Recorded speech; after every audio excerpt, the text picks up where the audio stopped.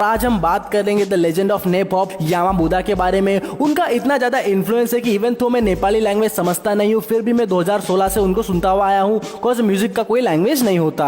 अगर आप में से कुछ लोग यामाबुदा को नहीं जानते हो तो आपको ये वीडियो देखना चाहिए ताकि आपको भी उनकी लेगेसी समझ में आए। अनफॉर्चुनेटली बहुत ही सैड नोट के साथ ये कहना पड़ रहा है कि अब वो हमारे बीच में नहीं रहे। बहुत ही डोप आर्टिस्ट है यामाबुदा और मैं पर्सनली बहुत ज्यादा सुनता हूँ नेपॉप सीन को और फॉलो भी करता हूँ। एंड बहुत सारे भाई लोग की रिक्वेस्ट आ रही थी यामाबुदा के। यामाबुदा जिनका असली नाम है अनिल अधिकारी, इनका जन्म हुआ था 30 मई 1987 नेपाल में। इनके डैड एक पॉलिटिशियन थे और मॉम एक हाउसवाइफ थी और इनकी 2 सिस्टर्स भी है। यामाबुदा कुछ साल सलकपुर में रहे, देन उसके बाद काठमांडू मूव हो गए उनके पेरेंट्स के साथ, लेकिन वो वापस सलकपुर आए अपने ग्रैंड पेरेंट्स के पास और करीब 2 साल वहां रहे और 4th और 5th क्लास पातिबरा बोर्डिंग स्कूल से किया और हाई स्कूल एडमार्क अकेडमी से पास हुए। वो यामाबुदा बचपन से ही काफी इंटेलिजेंट थे और काफी सीरियस थे सब काम के लिए जो भी वो करते थे। यामाबुदा को 3rd क्लास से ही पोएम और लिटरेचर में इंटरेस्ट था और फिर वो काफी म्यूजिक वगैरह भी सुनते थे। धीरे धीरे उन्होंने हिप हॉप म्यूजिक डिस्कवर किया और आगे चल के उन्हें हिप हॉप म्यूजिक से काफी लगाव हो गया था। वो काफी ज्यादा हिप हॉप म्यूजिक सुनने लगे और टूपाक और बाकी 90s के हिप हॉप वो काफी ज्यादा सुनने लगे और उनसे बहुत ज्यादा इन्फ्लुएंस हो गए। वो टूपाक से इतने इंस्पायर थे कि टूपाक के लिए एक ट्रिब्यूट सॉन्ग भी किया है यामाबुदा ने उनके चैनल पे। आपको चल के उन्होंने भी रैपिंग स्टार्ट कर दिया और वो अपने घर पे ही एक छोटा सा स्टूडियो सेटअप कर लिए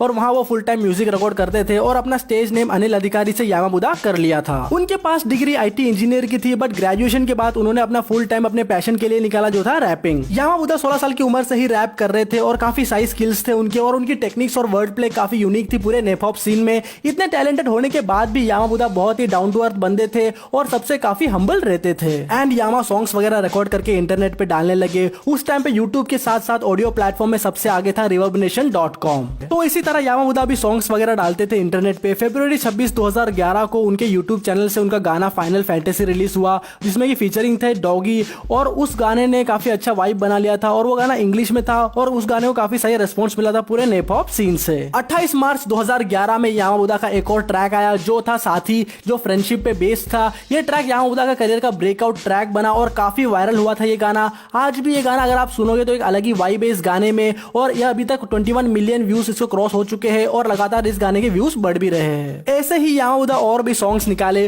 उन्होंने 2011 में यामाबुदा नाम से ही एक मिक्सटेप निकाला था जिसमें कि इंट्रो और आउट्रो मिला के टोटल 21 ट्रैक थे, जिसमें कि मेरा फेवरेट ट्रैक था यो प्रसंग। 2012 में यामाबुदा ने अपनी फुल लेंथ एल्बम निकाला जिसका नाम था एकादेश और उसमें बहुत अच्छे सॉन्ग्स थे जैसे कि आमा जो माँ के ऊपर लिखा गया था और KTM ग्राइम जिसका ऑफिशियल वीडियो उनके यूट्यूब चैनल पे आपको मिल जाएगा। 2013 में उन्होंने एक और मिक्सटेप निकाला था जो था यामाबुदा 2 और उसमें इंट्रो और बोनस ट्रैक मिला के टोटल 13 गाने थे जिसमें दीदी जैसे गाने भी इंक्लूड थे। 2017 में यामाबुदा का लास्ट एल्बम आया था जो था खतरा जिसमें कि 7 गाने थे। बाकी रैपरों से काफी अलग थे यामाबुदा के सॉन्ग्स। उनके सॉन्ग्स बेसिकली सोशल इश्यूज और रिश्तों को लेके हुआ करते थे और उनके काफी सॉन्ग्स में उन प्रॉब्लम्स के बारे में बोलते थे जो नेपाली सोसाइटी उस टाइम पे फेस कर रही थी, जो था गरीबी, ड्रग्स, सेक्स ट्रैफिकिंग एक्सेट्रा। यामाबुदा सिर्फ एक नेपाली रैपर नहीं थे, वो एक इंटरनेशनल नेपाली आइकन थे और वो वर्ल्ड वाइड शोज भी कर चुके हैं और वो काफी पार्टी वगैरह भी करते थे। अगर आप उनका इंस्टाग्राम देखोगे तो आपको पता चलेगा कि उनका लाइफस्टाइल कैसा था और उनको खाने पीने का भी काफी शौक था। 2013 में वो यूके रेसिडेंट अस्मिता जो नेपाल से बिलोंग करती है उनसे यामाबुदा ने शादी किया और यामाबुदा नॉर्थ लंदन शिफ्ट हो गए थे अपने शादी के कुछ टाइम बाद ही। 14 जनवरी 2017 को यामाबुदा ने अपने अपार्टमेंट के बाथरूम में सुसाइड कर लिया और सोर्सेस का यह कहना है कि उनको डिप्रेशन था, बट हम उन सब चीजों के बारे में इस वीडियो में डिस्कस नहीं करेंगे। इस वीडियो में हम सिर्फ उनके लेगेसी और अचीवमेंट के बारे में ही डिस्कस करेंगे और उनकी बॉडी को नेपाल लाया गया अंतिम संस्कार के लिए जहां उनके फैंस और उनकी फैमिली का काफी इमोशनल ब्रेकडाउन हुआ था। मैंने वो वीडियोस और पिक्स देखे तो मेरे को भी काफी बुरा लगा था एंड मैं समझ गया कि इस बंदे ने इतनी कम उम्र में लोगों के दिल में किस तरह जगह बनाई है। यामाबुदा एक लेजेंड है और जब तक नेपॉप सीन रहेगा तब तक यामाबुदा का नाम भी हमेशा के लिए रहेगा। तो इसी के साथ यामाबुदा की बायोग्राफी यही खत्म होती है लेकिन उनकी लेगेसी हमेशा के लिए बनी रहेगी।